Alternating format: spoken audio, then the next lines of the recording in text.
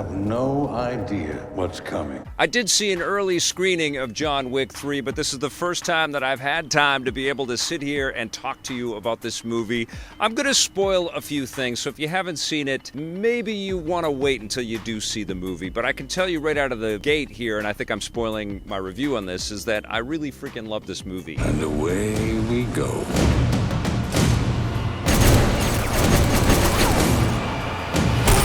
Basically, what's happening in this sequel, and it totally feels like a sequel. It feels like just a continuation. It's a chapter of the story, the mythology that they're creating around John Wick. And the sequel to this movie has already been confirmed, so we're getting more. It's not a surprise. It's a massive hit. But John Wick is being chased by all of the hit people that are sort of interconnected with this criminal underground that has a bunch of rules, a real set of rules. And what John Wick did in the second movie is he killed somebody that he shouldn't have in a place that he shouldn't have, and so he's excommunicado. Mr. Wick broke the rules. And he's pursued relentlessly by every variation of a hit person that you can dream up. So we're going to see some katana blades, we're going to see martial arts in every form and fashion, we're going to see people try to run him over with cars or chase him on motorbikes. Tons of gunfire is headed his way, lots of machine gun bullets headed his way. Guns.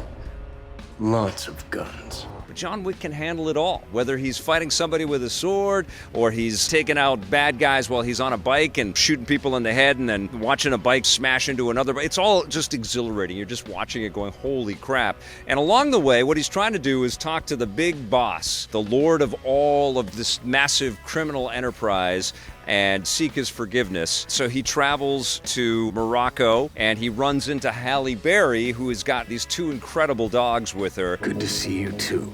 And finds his way finally through this unbelievable gunfight sequence that happens in Casablanca in this sort of epic Arabian castle that just was awesome. Great sequence. And the dogs are merciless. They don't stop chewing on the dead bodies that they create. And Halle Berry delivers a great contribution to the John Wick mythology as well. She's fierce and fearless, just charges into battle, knowing that she's got these two ferocious canines at her side.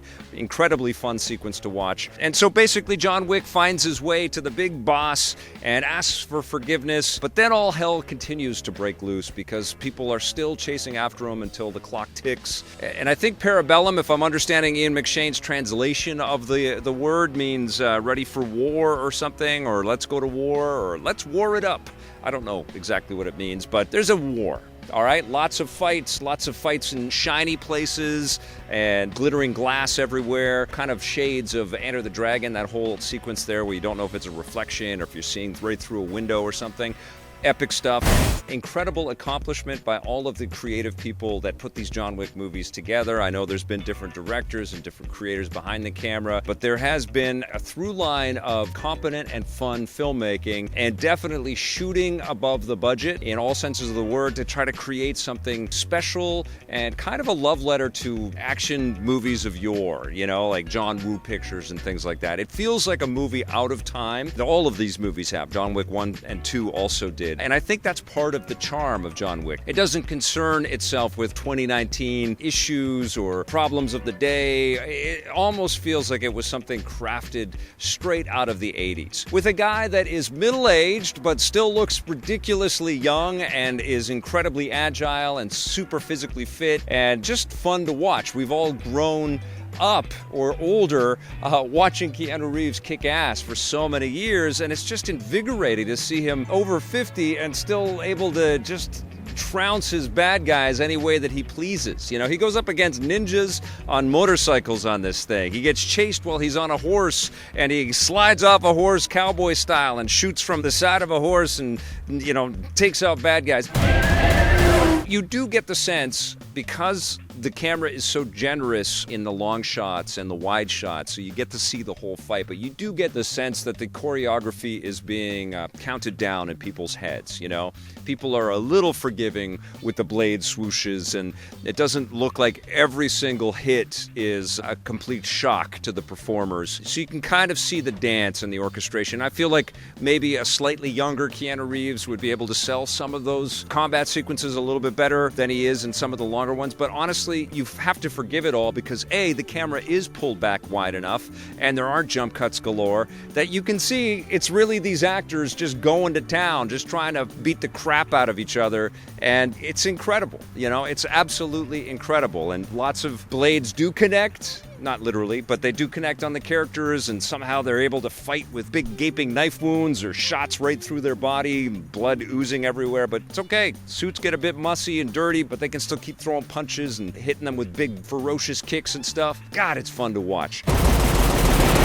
The ending is a little bit messy, and I think purposefully so. There's some betrayals at the end that just sort of leave you scratching your head, wondering, well, aren't we just going to start this whole thing right again? And I think what they're trying to do is set up more, and clearly there's no big epic death scene at the end. Keanu Reeves and that character of John Wick, they're not just going to suddenly disappear. They mean too much to Lionsgate and frankly to all of us as fans. In that respect, I think some of the stakes are pulled out of the picture a little bit because you can see the machine of it.